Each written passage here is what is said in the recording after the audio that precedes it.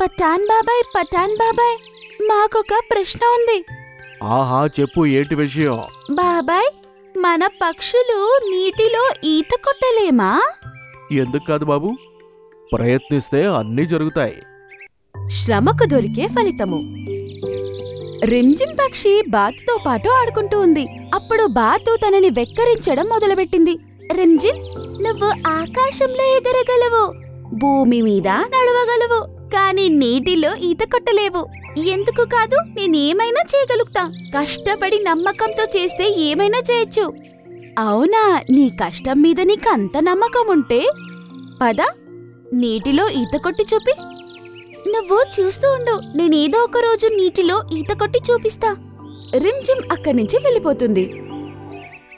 అది పాపం కష్టపడుతూ ఒక చెట్టు మీద కూర్చుని ఉంటుంది. అప్పుడు చున్మున్ అక్కడికొస్తుంది. రిమ్జిమ్, ఏమైంది నీకు? ఏం ఆలోచిస్తున్నావు? నేను ఏం ఆలోచిస్తున్నానంటే, అడవిలో కొన్ని పక్షులకు వాటి మీద వాటికే చాలా గర్వంగా ఉంది. అరే, నువ్వు దేని గురించి మాట్లాడుతున్నావు? నది ఒడ్డున కొన్ని బాతులున్నాయి. అందులో జిల్మిల్ అనే ఒక బాతు ఈరోజు నన్ను వెక్కిరిస్తూ ఇలా అనింది. ఏమనింది అలాగా? అది నువ్వు నీటిలో ఈత కొట్టలేవు అనింది. నేనేం చెప్పానంటే, కష్టపడి ట్రై చేస్తే ఏదైనా సాధించొచ్చు. నేను ఒక్కరోజు కాకపోతే ఇంకో రోజు నేను ఈత కొట్టి చూపిస్తా అన్నా. కాని తను అలా ఎందుకనింది? ఎందుకంటే మనం ఎగరగలము, భూమి మీద నడవగలము, అంతే. కాని నీటిలో ఈత కొట్టలేం కదా. కాని నువ్వలా చెప్పావంటే ఖచ్చితంగా నువ్వది సాధించాలి. లేదంటే మమ్మల్ని చాలా చులకనగా చూస్తారు. కాని దానికి మనం ఏం చెయ్యాలి? నాకది బాగా తెలుసు. అడవిలోనే అత్యంత తెలివైన వాడు పఠాన్ బాబాయ్. తనే మనకు సహాయం చేయగలడు. మనం తన దగ్గర వెళ్ళి ఉపాయం అడుగుదాం. కాని పఠాన్ బాబాయ్ ఎక్కడ దొరుకుతాడు? నాకు తెలుసు. నేను నిన్ను తీసుకెళ్తాను, నువ్వు నాతో రా. ఖచ్చితంగా ఆయన ఏదైనా ఒక ఉపాయం చెప్తారు. రిమ్జిమ్ చున్మున్తో పాటు బగులా పఠాన్ బాబాయ్ దగ్గరికి వచ్చారు. పఠాన్ బాబాయ్, మాకొక ప్రశ్న ఉంది. ఆహా, చెప్పు, ఏంటి విషయం? బాబాయ్, మన పక్షులు నీటిలో ఈత కొట్టలేమా? ఎందుకు కాదు బాబు, ప్రయత్నిస్తే అన్నీ జరుగుతాయి. అప్పుడు రిమ్జిమ్, బాబాయ్, నేను కూడా నీటిలో ఈత కొట్టాలి అనుకుంటున్నా. అప్పుడు బగులా నవ్వి, ఇంత చిన్న దాని గురించి ఇంత కంగారు పడుతున్నావు నువ్వు? ఇప్పుడు నువ్వు నా దగ్గరికి వచ్చావు కాబట్టి నేను నీకు మద్దతు ఇస్తాను.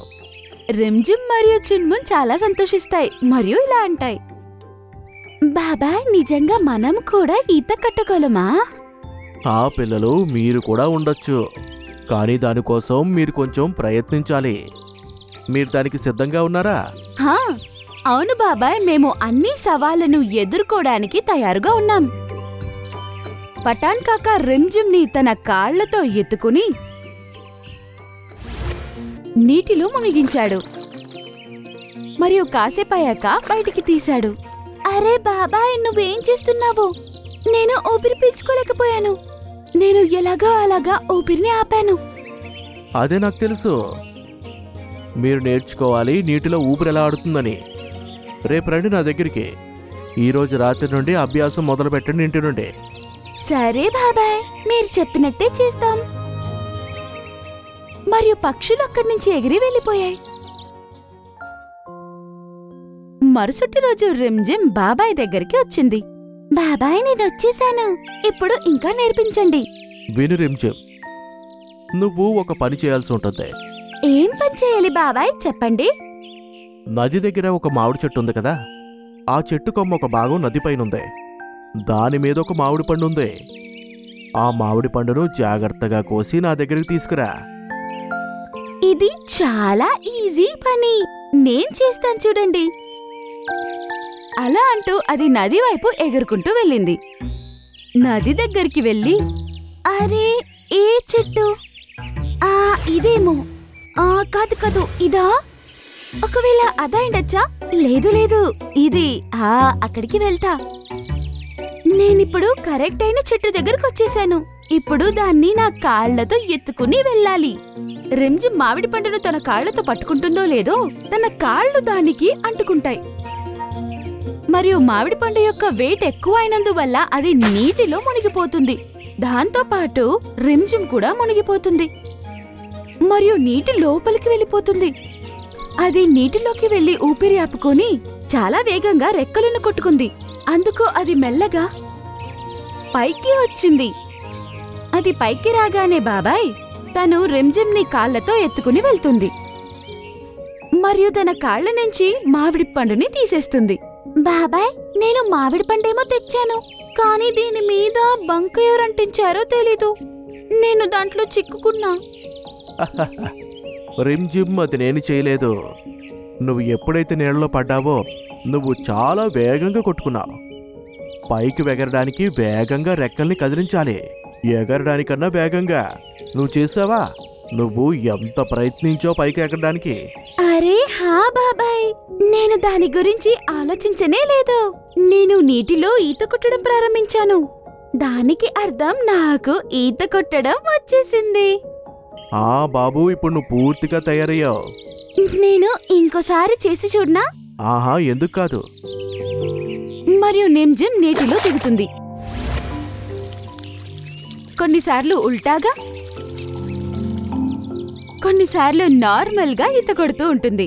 అదే నీటిలో ఈత కొట్టడం చూసి బాతో ఇలా అంటుంది, రిమ్జిమ్ నిజంగానే కష్టజీవి.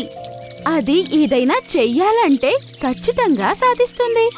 అప్పుడు బాబాయ్ ఇలా అన్నాడు, ప్రయత్నిస్తే ఏదైనా జరుగుతుంది, ఎలాగైతే రిమ్జిమ్ చేసిందో. నువ్వు వెళ్ళిపోతే నన్ను ఇంకా ఎవరు ప్రేమిస్తారు? నేను తప్పు చేస్తే ఎవరు తిడతారు? మా వెళ్ళొద్దమ్మా, మా మా ఒక చిన్న అడవిలో జీవితం చాలా ఆనందంగా గడిచేది. అక్కడ జంతువులన్నీ కలిసి ఉండేవి. ఆ అడవిలో కొండ దగ్గరలో అందమైన చెరువు ఉంది. ఆ చెరువులో హంసలు, చేపలు, కప్పలు మరియు మిగిలిన జంతువులు ఉండేవి. అవన్నీ చాలా బాగా ఉండేవి. వీళ్ల మధ్యలో మంటూ అనే ముసలి కూడా ఉంది. అది చాలా గర్వంగా ఉండేది. అదే ఆ చెరువుకి రాజు అనుకునేది. అందరితో చాలా గర్వంగా మాట్లాడేది. ఒకరోజు ఒక పక్షి వచ్చి ఆ చెట్టు మీద కూర్చుని పండు తింటోంది. అప్పుడు పొరపాటున ఒక పండు చెరువులో పడిపోయింది. తర్వాత ఏం జరిగిందంటే, ఆ విషయం మంటూ అనే ముసలికి అస్సలు నచ్చలేదు. అది ఆ పక్షి మీద అరుస్తూ ఉంది. పాపం ఆ పక్షి అక్కడి నుండి ఎగిరిపోయింది. పక్షి వెళ్ళిన తర్వాత బంటు అనే ఎలుగుబంటి నీళ్లు తాగడానికి వచ్చింది. దాన్ని చూసి మంటూ ఏమన్నాడంటే, బంటి, నువ్వు నీ నోటితో నా చెరువుని పాడు చేస్తున్నావు. అందుకే నువ్వు నీ చెత్త మూతి బయటికి తీ. ఇక్కడి నుంచి తక్షణం వెళ్ళిపో. మంటూ సోదరా, ఈ చెరువు అచ్చం నీ ఒక్కడిదే కాదు, ఇది అందరిది కూడా. లేదో, ఇది కేవలం నాదే. ఇంకా మీరందరూ నా చెరువులోంచి నీళ్లు తాగడం జరుగుతోంది కాబట్టి దానికి పరిహారం చెల్లించాలి. వెళ్ళు, ఇంకా నీ రాజుకు చెప్పు, చెరువు యొక్క రాజు ఆజ్ఞాపించారు, ఇక నుంచి ఎవరైనా చెరువులో నీళ్లు తాగాలంటే ముందే ఆయనకి పన్ను చెల్లించాలి అని చెప్పు. ఒకవేళ అలా చేయలేకుంటే వాళ్ళని మంచినీళ్లు తాగనీయకుండా బహిష్కృతం చేస్తాను. తర్వాత ఏమైందంటే, అన్ని జంతువులు చెరువుకు వెళ్లడానికి ముందే ఏదో ఒకటి ఇచ్చేవారు. ఒకరు తాజా మంచి పళ్ళని తీసుకొచ్చేవారు, కొంతమంది ఇంకొకటి తీసుకెళ్లేవారు. మంటూ రాజులాగా వాటన్నిటినీ తినేవాడు. ఇదంతా మంటుకు చాలా బాగా నచ్చేది. ఇలానే రోజులు గడుస్తున్నాయి. ఒకరోజు చింటూ అనే జింకకు చాలా దాహం వేసింది. అది తన తల్లి జింకతో ఇలా అంది, నాకు బాగా దాహం వేస్తోంది. బాబూ, మన దగ్గర మంటుకి ఇవ్వడానికి ఇప్పుడు ఏమీ లేదు.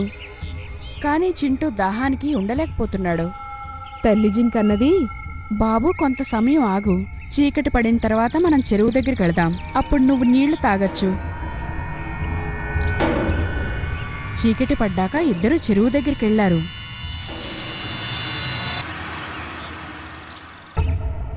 చింటూ నిశ్శబ్దంగా నీళ్లు తాగుతున్నాడు.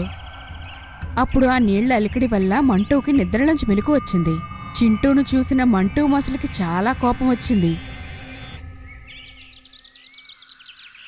ఏరా, నీదెంత దుస్సాహసం! నువ్వు నీళ్ల రాజు యొక్క చెరువులో నుంచి నీళ్లు దొంగతనం చేస్తావా? నీకు గుణపాఠం నేర్పుతా చూడు. మంటూ చింటూను పట్టుకోవడానికి వెళ్తున్నాడు. ఇదంతా తల్లి జింక చూస్తోంది. మంటూ చింటూ మీదకి రావడం చూసి తల్లి జింక వాళ్ళిద్దరి మధ్యకు వచ్చి అది చింటూని కాపాడుకుంది. అప్పుడు అది అనుకోకుండా మంటూ నోటికి చిక్కింది. అది చూస్తున్న చింటూ ఏడవడం మొదలెట్టాడు. అక్కడ దగ్గరలో ఉన్న జంతువులన్నీ అది విని అక్కడికొచ్చాయి. తల్లి జింక చావు నుండి తప్పించుకుంది. కాని దెబ్బ చాలా గట్టిగా తగిలింది. ఆ నొప్పిని జింక తట్టుకోలేకపోతోంది. ఆ తల్లి జింక ఏం చెప్పిందంటే, బాబూ చింటూ, నువ్వు జాగ్రత్తగా ఉండు. నేను వెళ్ళిపోయే సమయం వచ్చింది అనుకుంటున్నాను. లేదమ్మా, నువ్వు వెళ్ళిపోతే నన్ను ఇంకా ఎవరు ప్రేమిస్తారు? నేను తప్పు చేస్తే ఎవరు తిడతారు? మా వెళ్ళొద్దమ్మా, మా మా పాపం చింటూ వెక్కి వెక్కి ఏడుస్తున్నాడు. తల్లి జింక ఇలా అంది, బాబూ చింటూ, నేనెప్పుడూ నీతోనే ఉంటాను. నిన్నెప్పుడూ ఒంటరిగా వదిలిపెట్టను. చింటూకి తన ఆశీర్వాదాన్ని అందించి చివరికి కన్ను మూసింది. చింటూ చాలా బాధపడుతున్నాడు. అక్కడున్న అందరి కళ్ళల్లో నీళ్లు తిరిగాయి. ఒకరోజు చింటూ తినడానికి వెతుక్కుంటూ వెళ్తున్నాడు.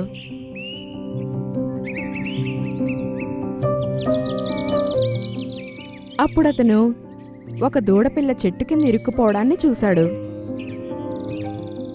చింటూ ఇలా అనుకున్నాడు, ఒకవేళ నేను ఏనుగు బాబాయ్ ఎంత బలవంతుడైతే ఆ ముద్దుని చిటికల్లో తోసేసేవాణ్ణి. ఈ ముద్దు పక్కకు పోతే బాగుండు. అది అలా అనుకోగానే కొమ్మ దానంతట తానుగా ఎగిరిపోయింది.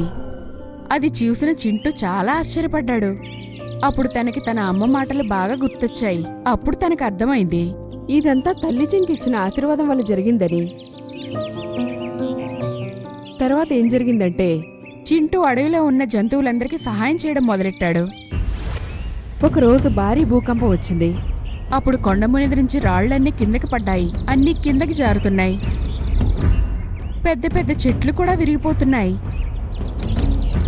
భూకంపం తగ్గిన తర్వాత జంతువులన్నీ ఒకరికొకరు సహాయం చేసుకుంటున్నాయి. చింటూ తన మాయతో పెద్ద పెద్ద చెట్లను అడ్డు తొలగిస్తున్నాడు. అప్పుడు ఆ చెరువు నుంచి తనకి ఏదో విపరీతమైన గొంతు వినిపించింది. వెళ్ళి చూశాడు.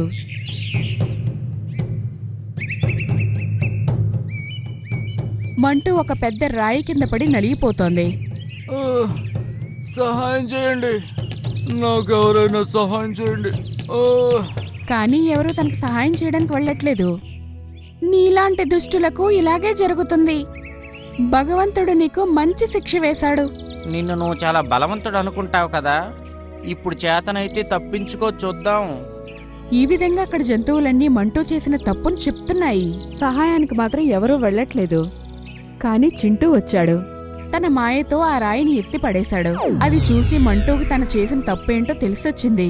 అప్పుడు తనన్నాడు, చింటూ, నా వల్లే మీ అమ్మ నీ నుంచి దూరంగా పోయింది. అయినా గానీ నువ్వు నన్ను కాపాడావు. ఒకవేళ నాకు కూడా నీ అంత మంచి మనసుంటే ఎవరిని బాధ పెట్టేవాడిని కాదు కదా.